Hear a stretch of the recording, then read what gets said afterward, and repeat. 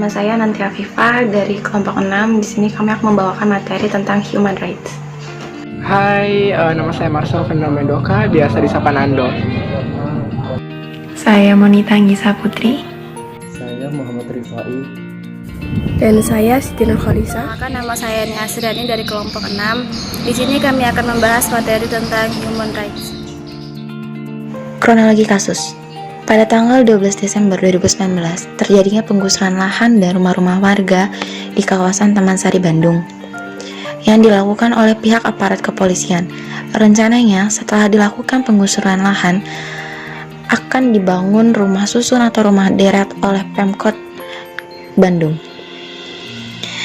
yang nantinya akan disewakan kembali kepada masyarakat Taman Sari. Dalam hal ini, masyarakat kurang terima dengan kebijakan Pemkot Bandung dengan alasan masyarakat selama menggunakan lahan tersebut selalu taat membayar pajak, dan terlebih lagi Pemkot Bandung tidak memiliki dokumen atau surat-surat resmi tentang kepemilikan lahan. Setelah itu terjadilah perlawanan masyarakat sehingga timbulnya kekerasan antar aparat kepolisian dan masyarakat. Kemudian identifikasi kasus. Yang pertama yaitu penggusuran dilakukan secara paksa tanpa adanya bukti kepemilikan tanah dari pemerintah Kota Bandung itu sendiri, sehingga menimbulkan pertanyaan pada masyarakat di tempat itu. Yang kedua, kemudian saat penggusuran terjadi, adanya tindak kekerasan yang dilakukan oleh aparat pada masyarakat yang meminta bukti atas kepemilikan tanah.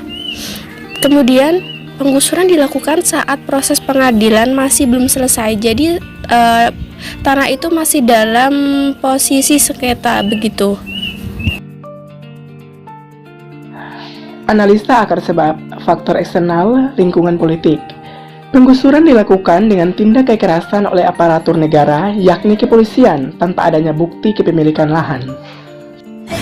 Sedangkan di faktor internalnya yaitu lingkungan ekonomi, Pemkot Bandung menggusur rumah milik penduduk dikarenakan akan digunakan untuk pembangunan proyek rumah deret. Penggusuran pun belum memiliki bukti bahwa tanah tersebut merupakan milik pemerintah Kota Bandung.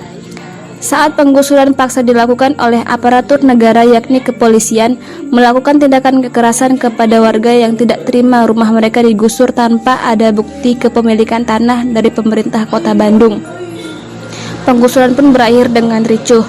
Hal ini dilakukan saat proses pengadilan pun masih belum diputuskan. Di slide kelima ini saya akan menjelaskan rekomendasi solusi, di mana rekomendasi solusi ini terbagi menjadi dua. Yang pertama prinsip hak, dan yang kedua landasan teori justice. Prinsip hak. Alangkah baiknya saat melakukan penggusuran, aparat kepolisian tidak perlu melakukan tindak kekerasan kepada masyarakat. Sebaiknya juga mereka menunggu keputusan akhir dari pengadilan sebelum melakukan penggusuran ini, karena masyarakat hanya ingin mendapatkan hak yang layak atas kepemilikan lahan yang sudah mereka tempati sejak lama. Rekomendasi solusi selanjutnya dari kelompok kami mengacu pada landasan teori justice atau keadilan.